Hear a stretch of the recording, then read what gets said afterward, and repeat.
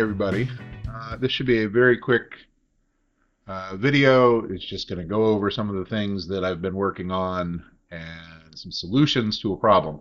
So recently I'm working on a couple of scenes where a gentleman is talking into a microphone, and I want to add motions to that character while keeping the microphone in the position near his mouth, or if he's holding the microphone up for somebody else to be speaking into. But I want to be able to add either idle motions or conversation motions.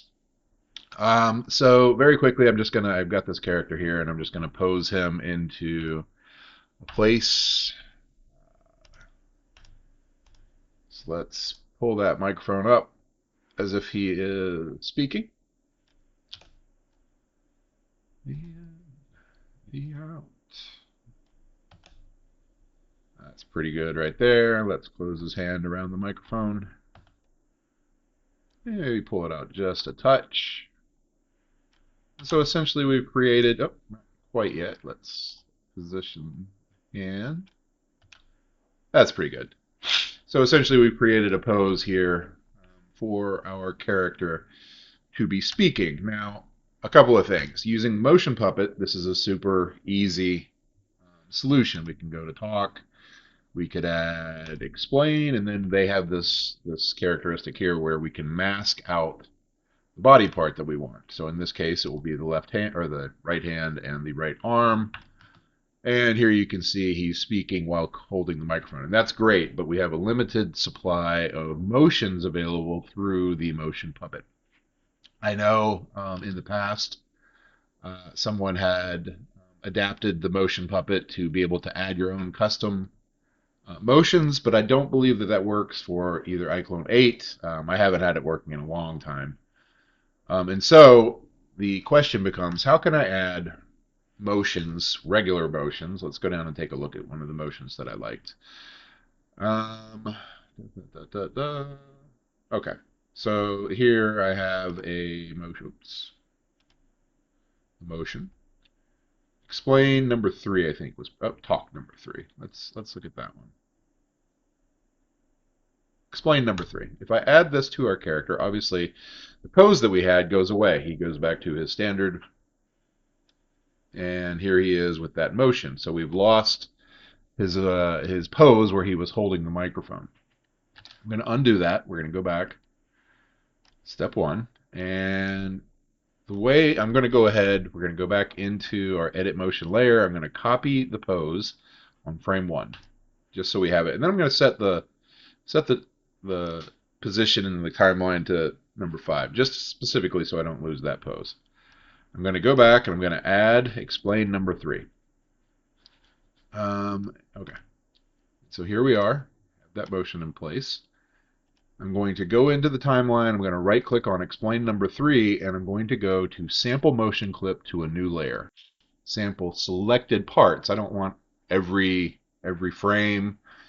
I don't want all parts, because the only thing that I'm cutting out here, you could take all parts, that's fine. It's just going to leave a lot of things that you have to parse through.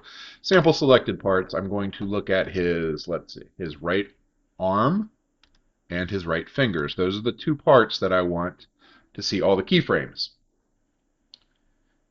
Because, and I guess I can go back to this and we can take a look at it. Let's move this out of the way. The motion itself, within the motion layer, we don't have any frames, right? It's all flat. So this is why this is necessary. So again, sample motion clip to new layer, sample selected parts, right arm, right finger, optimized, and I'm going to hit sample, and now we can see we have his right arm and his right fingers all within our timeline. I'm going to zoom out so that we can see the entire timeline, and I'm going to basically cut everything in those 2. So all of his arm and finger motion are gone, and now he defaults to what looks like a T-pose, right? Okay, remember how I copied the pose here at the beginning? I can go to the very beginning.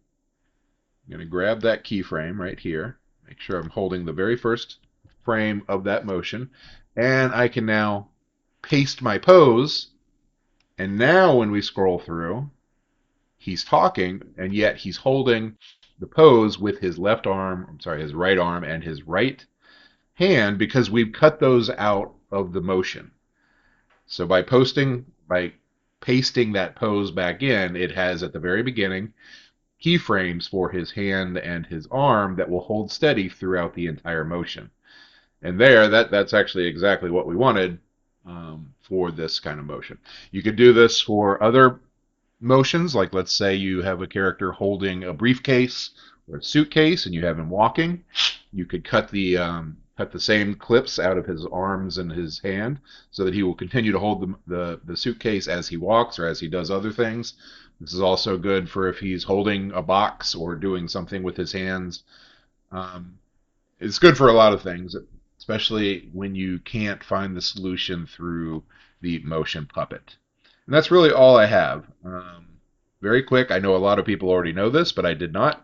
I had to go through the process, do a little bit of research, find out how I could do this, and this will serve me well as I move forward because I have a lot of clips with the character doing some interviews. So that's really all I had. Like I said, it's a short one today. I hope that some people find it helpful, useful. I think it's a pretty good tip to know. So there you go. Thanks a lot for listening and happy filming.